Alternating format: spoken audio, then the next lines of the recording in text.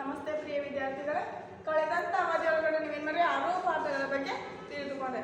ಹಾಗಾದ್ರೆ ಕಳೆದಂತ ಅವಧಿಯಲ್ಲಿ ಕೊನೆಯದಾಗಿ ಯಾವ ಪಾಠವನ್ನು ತಿಳಿದುಕೊಂಡ್ರೆ? ಕೋನಗಳು ಅಂತಕ್ಕಂತಹ ಪಾಠದ ಬಗ್ಗೆ ತಿಳಿದುಕೊಂಡಿದ್ದೀರಿ. ಹಾಗಾದ್ರೆ ಇವತ್ತಿನ ಅವಧಿಯಲ್ಲಿ ನಾವೇನು ಮಾಡೋಣ? ವೃತ್ತಗಳು ಅಂತಕ್ಕಂತಹ ಪಾಠದ ಬಗ್ಗೆ ತಿಳಿದುಕೊಳ್ಳೋಣ. ಅಧ್ಯಾಯ ಎಷ್ಟು? ಅಧ್ಯಾಯ 7 ವೃತ್ತಗಳು.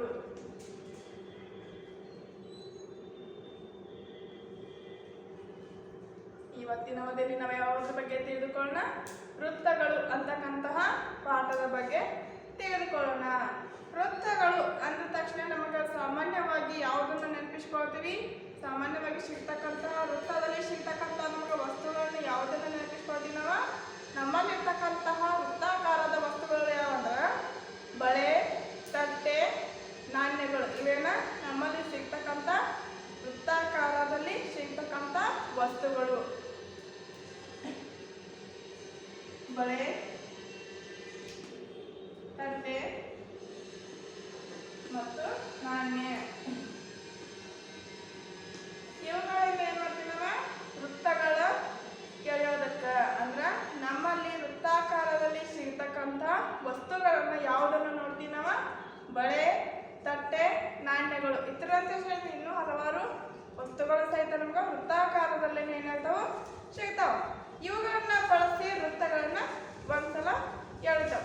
ಆದ್ರ ಈ ವೃತ್ತಗಳ ಕೇಂದ್ರ ಬಿಂದುಗಳನ್ನ ಗುರುತಿಸಲು ಈ ಬಿಂದುಗಳು ವೃತ್ತಗಳಿಂದ ನಿಖರವಾಗಿ ಹೇಳೋದಕ್ಕೆ ನಮ್ಗೆ ಏನಾಗಿಲ್ಲ? ಸಾಧ್ಯವಾಗಂಗಿಲ್ಲ. ಅಂದ್ರ ನಿಖರವಾಗಿ ಅಲ್ಲಿ ಕೇಂದ್ರ ಬಿಂದು ಇದೆ ಅಂತ ಹೇಳೋದಕ್ಕೆ ಸಾಧ್ಯವಾಗಂಗಿಲ್ಲ. ಅಲ್ಲಿ ನಾವು ಕೇವಲ ಒಂದು ವೃತ್ತವನ್ನು ಮಾತ್ರ ಎಳಿಬಹುದು. ಆದ್ರೆ ಕೇಂದ್ರ ಬಿಂದುವನ್ನ ಗುರುತಿಸಬೇಕಾದ್ರೆ ಅಲ್ಲಿ ನಮಗ ಉಪಕರಣಗಳು ಬೇಕಾಗ್ತವು. ಅಂದ್ರೆ ನಮಗೆ ಮುಖ್ಯವಾಗಿ ಕೇಂದ್ರ ಬಿಂದು ವೃತ್ತವನ್ನು ಎಳೆದಾಕ್ಷಣ ಅಲ್ಲಿ ಒಂದು ಕೇಂದ್ರ ಬಿಂದುವನ್ನ ಗುರುತಿಸಬೇಕಾದ್ರೆ ನಮ್ಗೆ ಏನ್ ಬೇಕು?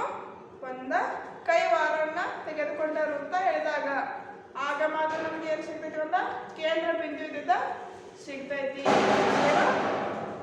ಕೇವಲ ಬರೀ ಅದಕ್ಕೆ ಉಪಯೋಗಿಸ್ಕೊಳ್ತೀವಿ ವೃತ್ತಗಳನ್ನ ಎಳೆಯೋದಕ್ಕೆ ಅಥವಾ ವೃತ್ತಾಕಾರದಲ್ಲಿ ಸಿಗತಕ್ಕಂತಹ ವಸ್ತುಗಳನ್ನು ನಾವು ಈ ರೀತಿಯಾಗಿ ನೋಡ್ತೀವಿ. ಇದನ್ನ ನಿಖರವಾಗಿ ವೃತ್ತ ಕೇಂದ್ರ ಬಿಂದುಗಳನ್ನ ಗುರುತಿಸೋದಕ್ಕೆ ನಮ್ಮಿಂದ ಸಾಧ್ಯವಾಗಂಗಿಲ್ಲ.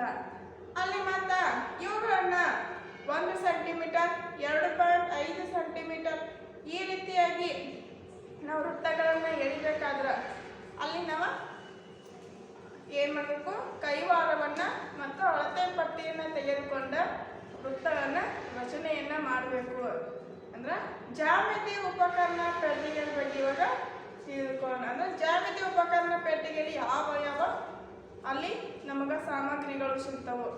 ಅದರಿಂದ ನಾವು ಏನು ಉಪಯೋಗವನ್ನ ಪಡೆದುಕೊಳ್ತೀವಿ? ಪ್ರತಿಯೊಂದು ವಸ್ತುವಿನಿಂದಲೂ ಸಹಿತ ನಾವು ಏನು ಮಾಡ್ತೀವಿ? ಅಲ್ಲಿ ಒಂದನ್ನು ಉಪಯೋಗವನ್ನ ಪಡೆದುಕೊಳ್ತೀವಿ. ಅಂದ್ರೆ ಆ ಪೆಟ್ಟಿಗೆಯಿಂದ ಸಹಿತ ನಮಗೆ ಉಪಯೋಗನ ಸಿಗ್ತೈತಿ. ಜಾಮಿತಿ ಉಪಕರಣ ಪೆಟ್ಟಿಗೆ ವಿವಿಧ ರೇಖಾಕೃತಿಗಳನ್ನ ರಚಿಸಲು ಬೇಕಾಗುವ ವಿವಿಧ ಉಪಕರಣಗಳನ್ನು ಒಳಗೊಂಡಿರ್ತಕ್ಕಂಥ ಒಂದು ಪೆಟ್ಟಿಗೆ. ಅಂದ್ರೆ ಇಲ್ಲಿ ನಾವು ಜಾಮಿತಿ ಉಪಕರಣ ಪೆಟ್ಟಿಗೆ ಅಂತ ಯಾವುದಕ್ಕೆ ಕರಿತೀವಿ ಅಂದ್ರೆ ವಿವಿಧ ರೇಖಾಕೃತಿಗಳನ್ನ ರಚನೆ ಮಾಡೋಲ್ಲ ಏನು ಆಗ್ತಾವ? ಅಲ್ಲಿ ಸಾಮಗ್ರಿಗಳು ನಮ್ಗೆ ದೊರೀತಾ ಇರ್ತವ. ಹಾಗಾದ್ರೆ ಆ ಉಪಕರಣಗಳು ಯಾವುವು ಮತ್ತು ಅದರಿಂದ ನಾವು ಯಾವ ಉಪಯೋಗವನ್ನು ಪಡೆದುಕೊಳ್ತೀವಿ? ಮೊದಲನೇದಾಗಿ ಅಲ್ಲಿ ಒಂದು ಕಡೆ ಒಂದು ಸೈಡ್ ಏನು ಮಾಡ್ಬೇಕು? ನಾವು ಉಪಕರಣದ ಹೆಸರು. ತದನಂತರ ಅದರಿಂದ ನಾವು ಏನು ಉಪಯೋಗವನ್ನು ಪಡೆದುಕೊಳ್ತೇವೆ?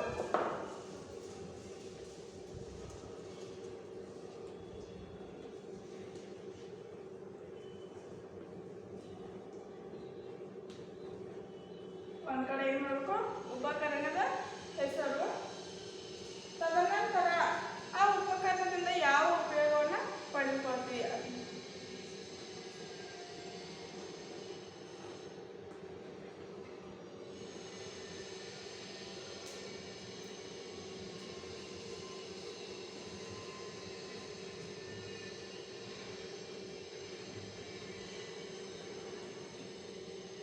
ಒಂದ್ ಕಡೆ ಏನ್ ಮಾಡ್ಬೇಕು?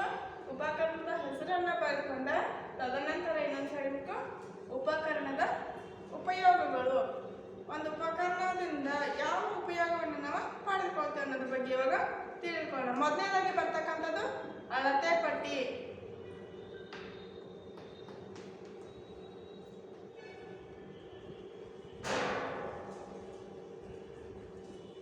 ಮೊದಲನೇದಾಗಿ ಬರ್ತಕ್ಕಂಥದ್ದು ಅಳತೆ ಪಟ್ಟಿ. ಹಾಗಾದ್ರೆ ಈ ಅಳತೆ ಪಟ್ಟಿಯಿಂದ ನಾವು ಯಾವ ಉಪಯೋಗವನ್ನ ಪಡೆದುಕೊಳ್ತೇವೆ? ಅಳತೆ ಪಟ್ಟಿನ ಸಹಿತ ನಾವು ಏನು ಮಾಡ್ತೀವಿ, ಉಪಯೋಗವನ್ನ ಪಡೆದುಕೊಳ್ತೀವಿ. ಅಳತೆ ಪಟ್ಟಿ ಅಂತ ಕರಿಬಹುದು ಅಥವಾ ಸ್ಕೇಲ್ ಅಂತ ಹೇಳಿ ನಾವು ಕರಿತೀವಿ. ಇಂಗ್ಲೀಷಲ್ಲಿ ನಾವು ಏನಂತ ಕರಿತೀವಿ? ಸ್ಕೇಲ್ ಅಂತ ಹೇಳಿ ಕರಿತೀವಿ, ಅಥವಾ ಕನ್ನಡದಲ್ಲಿ ನಾವು ಅಳತೆ ಪಟ್ಟಿ ಅಂತ ಕೂಡ ಕರಿತೀವಿ. ಹಾಗಾದ್ರೆ ಇದನ್ನು ಯಾವುದಕ್ಕಾಗಿ ಉಪಯೋಗವನ್ನು ಮಾಡಿಕೊಳ್ತಾರಲ್ವ? ಸರಳ ರೇಖೆ ಮತ್ತು ರೇಖಾಖಂಡಗಳನ್ನು ಎಳೆಯಲು. ಮೊದಲನೇದಾಗಿ ಅದಕ್ಕೆ ಸರಳ ರೇಖೆಯನ್ನು ಎಳೆಯಲು ಏನು ಮಾಡ್ತೀವಿ? ಅಳತೆ ಪಟ್ಟಿಯನ್ನು ತೆಗೆದುಕೊಳ್ಳಿ. ನಾವು ಹಂಗಾಗಿ ಏನು ಮಾಡ್ತೀವಿ? ಕೈಲ ರೇಖೆ ಹೋದ್ರೆ ಏನಾಗ್ತೈತೆ, ನಮ್ಗೆ ಸ್ವಲ್ಪ ಕ್ರಾಸ್ ಆಗಿ ಹೋಗ್ಬೋದು, ಅಥವಾ ಅಲ್ಲಿ ಗೆರೆ ನೇರವಾಗಿ ಹೋಗದೆ ಇರ್ಬೋದು. ಅದಕ್ಕಾಗಿ ನಾವು ಯಾವ ಉಪಯೋಗವನ್ನು ಪಡ್ಕೊಳ್ತೀವಿ? ಯಾವ ಉಪಕರಣವನ್ನು? ಅಳತೆ ಪಟ್ಟಿಯನ್ನು ನಾವು ತೆಗೆದುಕೊಳ್ತೀವಿ. ಸರಳ ರೇಖೆಯನ್ನು ಎಳೆಯಲು ಮತ್ತು ರೇಖಾಖಂಡಗಳನ್ನು ಎಳೆಯಲು.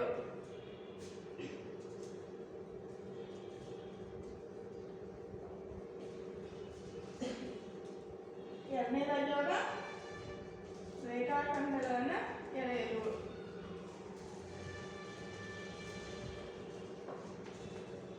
ನಮಗೆ ನೇರವಾಗಿ ಗೆರೆಯನ್ನ ಹಾಕಬೇಕಾದ್ರೆ ಅಲ್ಲಿ ನಾವೇನು ಮಾಡ್ತೀವಿ? ಅಳತೆ ಪಟ್ಟಿಯನ್ನು ತೆಗೆದುಕೊಂಡು ಏನು ಮಾಡ್ತೀವಿ? ಗೆರೆಯನ್ನು ಎಳಿತೀವಿ. ಇನ್ನು ಎರಡನೇದಾಗಿ ಬರ್ತಕ್ಕಂಥದ್ದು ರೇಖಾಖಂಡಗಳ ಉದ್ದವನ್ನು ಅಳೆಯಲು. ಅಳತೆ ಪಟ್ಟಿಯಿಂದ ಮತ್ತೆ ಎರಡನೇ ಉಪಯೋಗವನ್ನು ಏನು ನೋಡ್ತೀವಿ ನಾವು? ರೇಖಾಖಂಡಗಳ ಉದ್ದವನ್ನು ಅಳೆಯಲು.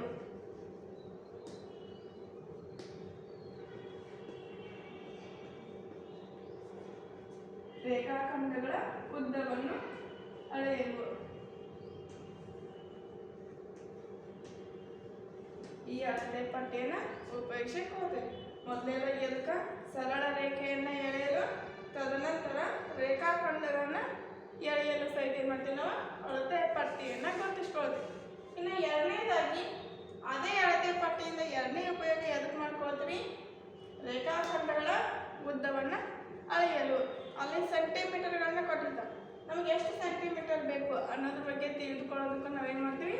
ಅಳತೆ ಪಟ್ಟಿಯಿಂದ ಉಪಯೋಗಕ್ಕೆ ತೆಗೆದುಕೊಳ್ತೀವಿ. ಇನ್ನು ಎರಡನೇದಾಗಿ ಬರ್ತಕ್ಕಂಥದ್ದು ವಿಭಾಜಕ.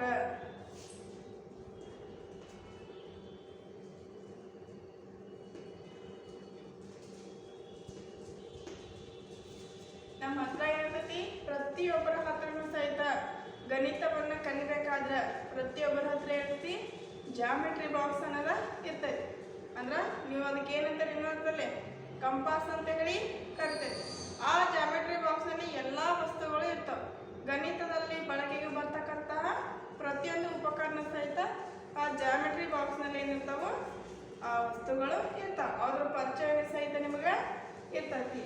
ಹಾಗಾದ್ರೆ ಎರಡನೇದಾಗಿ ಬರ್ತಕ್ಕಂಥದ್ದು ಯಾವುದು? ವಿಭಾಜಕ. ವಿಭಾಜಕದಿಂದ ನಾವು ಯಾವ ಉಪಯೋಗವನ್ನು ಪಡೆದುಕೊಳ್ತೇವೆ ಅಂದ್ರೆ ರೇಖಾಖಂಡದ ಉದ್ದವನ್ನು ನಿಖರವಾಗಿ ಅಳೆಯಲು. ಇಲ್ಲಿ ಎರಡನೇದಾಗಿ ಉಪಯೋಗವನ್ನು ಯಾವುದು ನೋಡ್ತೀವಿ ನಾವು? ರೇಖಾಖಂಡದ ಉದ್ದವನ್ನು ನಿಖರವಾಗಿ ಅಳೆಯಲು ಏನು ಮಾಡ್ತೀವಿ? ವಿಭಾಜಕ ಅಂತಕ್ಕಂತಹ ಉಪಕರಣವನ್ನು ಬಳಕೆಗೆ ತೆಗೆದುಕೊಳ್ತವು. ಅದರ ಉಪಯೋಗ ಏನು? ರೇಖಾಖಂಡದ ಉದ್ದವನ್ನು ನಿಖರವಾಗಿ ಅಳೆಯಲು.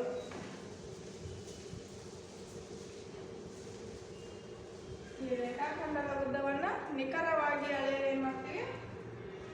ಈ ವಿಭಾಜಕ ಅಂತಕ್ಕಂತಹ ಉಪಕರಣವನ್ನು ನಾವು ಬಳಕೆಗೆ ತೆಗೆದುಕೊಳ್ತೇವೆ. ವಿಭಾಜಕದಿಂದ ಯಾವ ಉಪಯೋಗವನ್ನು ಪಡಿತೀವಿ ನಾವು? ರೇಖಾಖಂಡದ ಉದ್ದವನ್ನು ನಿಖರವಾಗಿ ಅಳತೆ ಮಾಡಲು ಏನು ಮಾಡ್ತೀವಿ ನಾವು? ವಿಭಾಜಕ ಅಂತಕ್ಕಂತಹ ಉಪಕರಣವನ್ನು ತೆಗೆದುಕೊಳ್ತೇವೆ. ಇನ್ನು ಮೂರನೇದಾಗಿ ಬರ್ತಕ್ಕಂಥದ್ದು ಕೈವಾರ.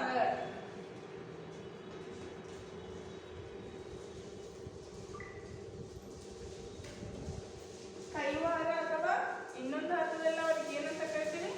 ಕ್ರಿಂಚ್ ಅಂತ ಹೇಳಿ ಕರಿತೀವಿ. ನಾವು ಸಾಮಾನ್ಯವಾಗಿ ಕೈವಾರ ಅಂತ ಯಾರು ಉಪಯೋಗ ಮಾಡಂಗಿಲ್ಲ. ಅಲ್ಲೇ ನೋಡ್ತೀವಿ ನಮಗಾದ್ರೂ ಕೈವಾರ ಬೇಕಿತ್ತಂದ್ರೆ ನಿಮ್ಮ ಫ್ರೆಂಡ್ ಏನು ಕೇಳ್ತಾರೆ ನೀವು? ತ್ರಿಜ್ ಕೊಡ್ರಿ ನಮ್ಗೆ ಅಂತೇಳಿ ಕೇಳ್ತೀವಿ. ಅಂದ್ರೆ ಕೈವಾರ ಅಥವಾ ಇನ್ನೊಂದು ಅರ್ಥದಲ್ಲಿ ನಾವು ಏನಂತ ಕರಿತೀವಿ, ತ್ರಿಜ್ ಅಂತ ಹೇಳಿ ನಾವು ಕರಿತೀವಿ. ಹಾಗಾದ್ರೆ ಈ ತ್ರಿಜ್ನಿಂದ ನಾವು ಯಾವ ಉಪಯೋಗವನ್ನು ಪಡೆದುಕೊಳ್ತಂದ್ರೆ ನೀಡಿದ ತ್ರಿಜ್ಯದ ವೃತ್ತವನ್ನು ರಚಿಸಲು.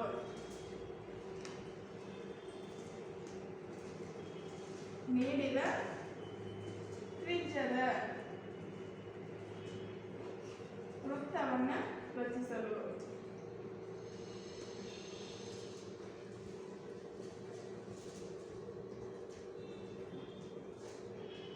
ಕೈವಾರದಿಂದ ನಾವು ಯಾವ ಉಪಯೋಗವನ್ನು ಪಡೆದುಕೊಳ್ತೀವಿ, ನೀಡಿದ ತ್ರಿಜ್ಯದ ವೃತ್ತವನ್ನು ರಚನೆ ಮಾಡೋಕ್ಕೆ ಏನು ಮಾಡ್ತೀವಿ, ಈ ಕೈವಾರ ಅಂತಕ್ಕಂಥ ಉಪಕರಣವನ್ನು ನಾವು ಬಳಕೆಗೆ ತೆಗೆದುಕೊಳ್ತೀವಿ. ಇನ್ನು ನಾಲ್ಕನೇದಾಗಿ ಬರ್ತಕ್ಕಂತಹ ಉಪಕರಣ ಯಾವುದು, ಕೋನಮಾಪಕ.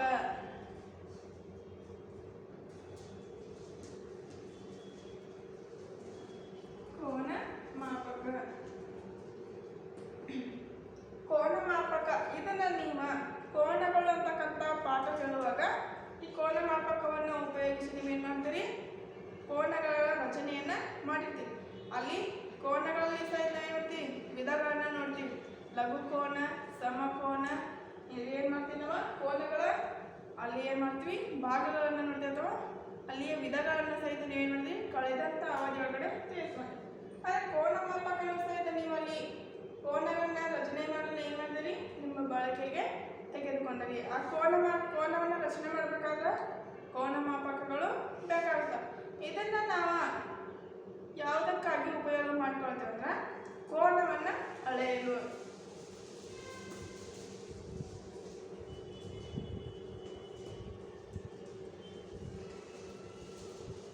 ಕೋನವನ್ನು ಅಳೆಯಲು ಕೋನಮಾಪಕದಿಂದ ಯಾವ ಉಪಯೋಗಕ್ಕೆ ಬಳಸ್ಕೊಳ್ತೀವಿ ನಾವು, ಕೋನವನ್ನು ಅಳತೆ ಮಾಡಲು ಏನು ಬಳಸ್ಕೊಳ್ತೀವಿ, ಯಾವ ಉಪಕರಣ ಬಳಸ್ಕೊಳ್ತೀವಿ, ಕೋನಮಾಪಕ ಅಂತಕ್ಕಂತಹ ಉಪಕರಣವನ್ನು ಬಳಸ್ಕೊಳ್ತೀವಿ. ಇನ್ನು ಕೊನೆಯದಾಗಿ ಬರ್ತಕ್ಕಂಥದ್ದು ಯಾವುದು, ತ್ರಿಭುಜ ಪಟ್ಟಿ.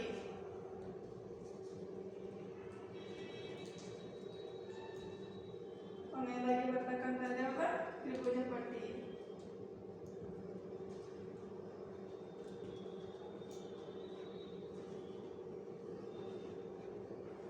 ತ್ರಿಭುಜ ಪಟ್ಟಿ ಮಧ್ಯೆ ಮೂಲೆ ಮಟ್ಟ.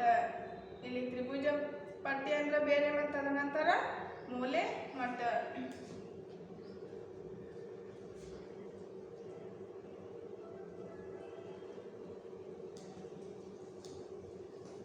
ಇದರಿಂದ ನಾವು ಯಾವ ಉಪಯೋಗವನ್ನು ಪಡೆದುಕೊಳ್ತೀವಿ ಅಂದ್ರೆ ಲಂಬ ಕೋನಗಳನ್ನು ಎಳೆಯಲು ಮತ್ತು ಅಳೆಯಲು. ಯಾವ ಉಪಯೋಗ ಪಡ್ಕೊಳ್ತೀವಿ ನಾವು, ಲಂಬ ಕೋನ ಎಳೆಯಲು ಮತ್ತು ಅಳೆಯಲು. ಅಳತೆ ಮಾಡೋದಕ್ಕೆ ಮತ್ತು ಅಲ್ಲಿ ಗೆರೆಯನ್ನು ಹಾಕುವುದಕ್ಕೆ ಯಾವ ಉಪಯೋಗ ಮಾಡ್ಕೊಳ್ತೀವಿ, ತ್ರಿಭುಜ ಪಟ್ಟಿ ಅಥವಾ ಮೂಲೆ ಮಟ್ಟ ಅಂತಕ್ಕಂತಹ ಉಪಕರಣವನ್ನು ನಾವು ಬಳಕೆಗೆ ತೆಗೆದುಕೊಳ್ತೀವಿ. ಇನ್ನು ಇದರಿಂದ ಮತ್ತೆ ನಾವು ಇನ್ನೊಂದು ಉಪಯೋಗವನ್ನು ಪಡೆದುಕೊಳ್ತೀವಿ, ಸಮಾಂತರ ರೇಖೆ ಮತ್ತು ಲಂಬ ರೇಖೆಗಳನ್ನು ಎಳೆಯಲು.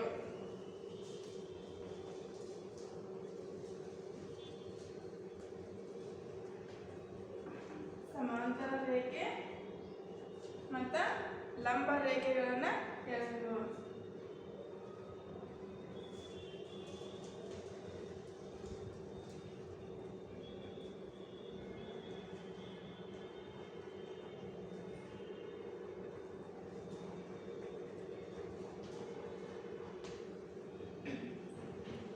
ಉಪಕರಣಗಳ ಹೆಸರು ಯಾವ ಉಪಕರಣಗಳು ನೋಡಿದ್ರೆ ನಾವು ಮೊದಲನೇದಾಗಿ ಅಳತೆ ಪಟ್ಟಿಯನ್ನು ತೆಗೆದುಕೊಂಡು, ಅಳತೆ ಪಟ್ಟಿಯಿಂದ ಯಾವ ಉಪಯೋಗವನ್ನು ನಾವು ಪಡ್ಕೊಳ್ತೀವಿ, ಸರಳ ರೇಖೆಯನ್ನು ಎಳೆಯೋದಕ್ಕೆ ಅಳತೆ ಪಟ್ಟಿಯನ್ನು ಉಪಯೋಗಿಸ್ಕೊಳ್ತೀವಿ. ತದನಂತರ ರೇಖಾಖಂಡಗಳನ್ನು ಎಳೆಯಲು ಸಹಿತ ನಾವೇನು ಮಾಡ್ತೀವಿ, ಅಳತೆ ಪಟ್ಟಿಯನ್ನು ಉಪಯೋಗಿಸ್ಕೊಳ್ತೀವಿ. ಇನ್ನು ಎರಡನೇದಾಗಿ ಮತ್ತೆ ಯಾವ್ದು ನೋಡ್ತೀವಿ ನಾವು, ರೇಖಾಖಂಡಗಳ ಉದ್ದವನ್ನು ಅಳತೆ ಮಾಡಲು ಸಹಿತ ಏನು ಮಾಡ್ತೀವಿ, ಅಳತೆ ಪಟ್ಟಿಯನ್ನು ಉಪಯೋಗಿಸ್ಕೊಳ್ತೀವಿ. ಇನ್ನು ಎರಡನೇದಾಗಿ ಬರ್ತಕ್ಕಂಥದ್ದು ವಿಭಾಜಕ. ವಿಭಾಜಕದಿಂದ ಯಾವ ಉಪಯೋಗವನ್ನು ಪಡೆದುಕೊಳ್ತೀವಿ, ರೇಖಾಖಂಡದ ಉದ್ದವನ್ನು ನಿಖರವಾಗಿ ಅಳತೆ ಮಾಡಲು ಏನು ಮಾಡ್ತೀವಿ ನಾವು ವಿಭಾಜಕ ಅಂತಕ್ಕಂಥ ಉಪಕರಣವನ್ನು ನಾವು ತೆಗೆದುಕೊಳ್ತೀವಿ. ಇನ್ನು ಮೂರನೇದಾಗಿ ಕೈವಾರ ಅಥವಾ ತ್ರಿಜ್ಯ ಅಂತ ಹೇಳಿ ನಾವು ಕರಿತೀವಿ. ಈ ಕೈವಾರ ಅಥವಾ ತ್ರಿಜ್ಯ ಅಂತ ಹೇಳಿ ಇದರಿಂದ ನಾವು ಯಾವ ಉಪಯೋಗ ಪಡೆದುಕೊಳ್ತೀವಿ? ನೀಡಿದ ತ್ರಿಜ್ಯದ ವೃತ್ತವನ್ನು ರಚಿಸಲು ಈ ಒಂದು ಪ್ರಶ್ನೆ ಕೊಟ್ಟಿರ್ತಾರೆ. ಅಲ್ಲಿ ಇಷ್ಟ ಸೆಂಟಿಮೀಟರ್ ವೃತ್ತವನ್ನು ರಚನೆ ಮಾಡಬೇಕು ಅಂದ್ರೆ 1.5 ಸೆಂಟಿಮೀಟರ್ ವೃತ್ತ ರಚನೆ ಮಾಡಬೇಕಾದ್ರೆ ಅಲ್ಲಿ ಏನು ಮಾಡ್ತೀವಿ ನಾವು ಅಳತೆ ಪಟ್ಟಿಯಿಂದ 1.5 ಸೆಂಟಿಮೀಟರ್ ಅಳತೆಯನ್ನು ಪಡೆದುಕೊಳ್ತೀವಿ. ಅದನ್ನು ಅಳತೆ ಪಡೆದುಕೊಂಡ ನಂತರ ಕೈವಾರದ ಮೂಲಕ ಆ ತ್ರಿಜ್ಯವನ್ನು ಏನು ಮಾಡ್ತೀವಿ ನಾವು ರಚನೆಯನ್ನು ಮಾಡ್ತೀವಿ. ಇನ್ನು ನಾಲ್ಕನೇದಾಗಿ ಬರ್ತಕ್ಕಂಥದ್ದು ಯಾವುದ ಕೋನಮಾಪಕ. ಈ ಕೋನಮಾಪಕ ಅಂತಕ್ಕಂಥದ್ದು ಇದನ್ನು ನಾವು ಯಾವಾಗ ಉಪಯೋಗಿಸ್ಕೊಳ್ತೀವಿ?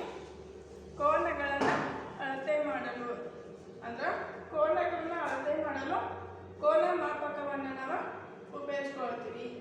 ಇನ್ನು ಕೊನೆಯದಾಗಿ ಬರ್ತಕ್ಕಂಥದ್ದು ತ್ರಿಭುಜ ಪಟ್ಟಿ ಅಥವಾ ತ್ರಿಭುಜ ಪಟ್ಟಿ ಮೂಲೆ ಮಟ್ಟ ಅಂತ ಹೇಳಿ ನಾವು ಕೊನೆಯದಾಗಿ ನೋಡ್ತೀವಿ.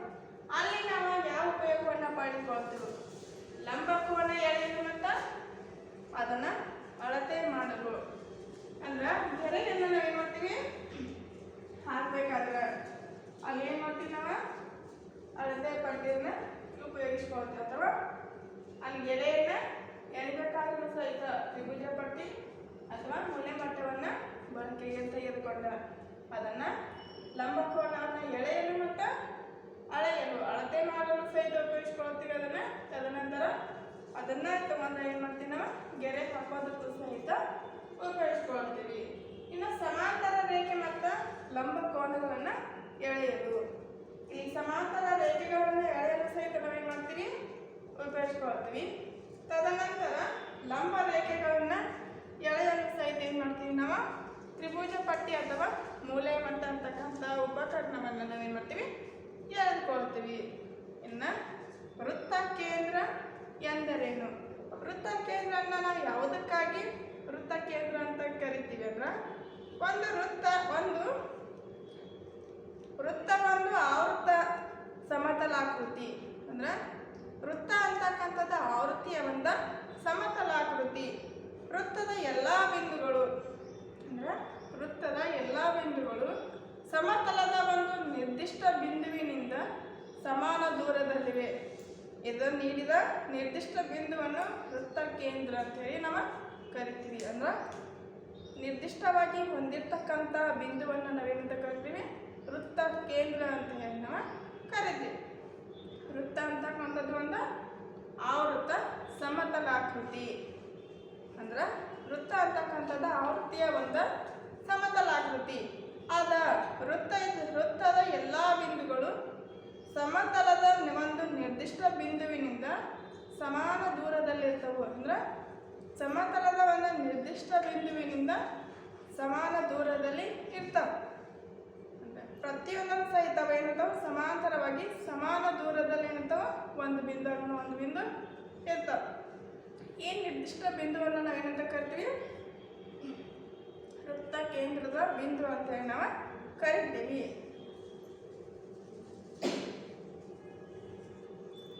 ನಾವು ಇಲ್ಲಿವರೆಗೆ ಏನು ಮಾಡಿದ್ವಿ ಉಪಕರಣಗಳ ಬಗ್ಗೆ ತಿಳಿದುಕೊಂಡು ಅದರಿಂದ ಯಾವ ಉಪಯೋಗವನ್ನು ಪಡೆದುಕೊಳ್ತಾವೆ ಅನ್ನೋದನ್ನು ಸಹಿತ ನಾವು ತಿಳಿದುಕೊಂಡು ಸಾಮಾನ್ಯವಾಗಿ ವೃತ್ತಗಳನ್ನು ಯಾವ ವಸ್ತುಗಳನ್ನ ಎಳಿತೀವಿ ಅಂದ್ರೆ ಅಲ್ಲಿ ನಾಣ್ಯಗಳಿಂದಲೂ ಸಹಿತ ನಾವೇನು ಮಾಡ್ತೀವಿ ಒಂದು ಅಂದಾಜಿನ ಪ್ರಕಾರ ವೃತ್ತವನ್ನು ರಚನೆ ಮಾಡೋದಕ್ಕೆ ನಾಣ್ಯಗಳನ್ನ ಉಪಯೋಗಿಸ್ಕೊಳ್ತೀವಿ, ಬಳೆಗಳನ್ನು ಉಪಯೋಗಿಸ್ಕೊಳ್ತೀವಿ, ತಟ್ಟೆಗಳನ್ನ ಉಪಯೋಗಿಸ್ಕೊಳ್ತೀವಿ. ಇತ್ಯಾದಿ ವಸ್ತುಗಳು ನಮಗೆ ಏನು ಸಿಗ್ತವೆ ಒಂದು ವೃತ್ತ ಕೇಂದ್ರದಲ್ಲಿನ ಇರ್ತಕ್ಕಂಥ ವಸ್ತುಗಳನ್ನು ನಾವು ನೋಡ್ತೀವಿ. ಇನ್ನು ಬರ್ತಕ್ಕಂತಹ ಮುಂದಿನ ಅವಧಿಯಲ್ಲಿ ಏನು ಮಾಡೋಣ ನಾವು ಈ ವೃತ್ತಗಳು ಅಂತಕ್ಕಂಥ ಪಾಠದಲ್ಲಿ ಅಲ್ಲಿ ಅಭ್ಯಾಸಗಳನ್ನು ಕೊಟ್ಟಿದ್ದಾರೆ. ಆ ಅಭ್ಯಾಸವನ್ನು ಮುಂದಿನ ಅವಧಿಯಲ್ಲಿ ನಾವು ಬಿಡಿಸೋಣ. ಧನ್ಯವಾದಗಳು.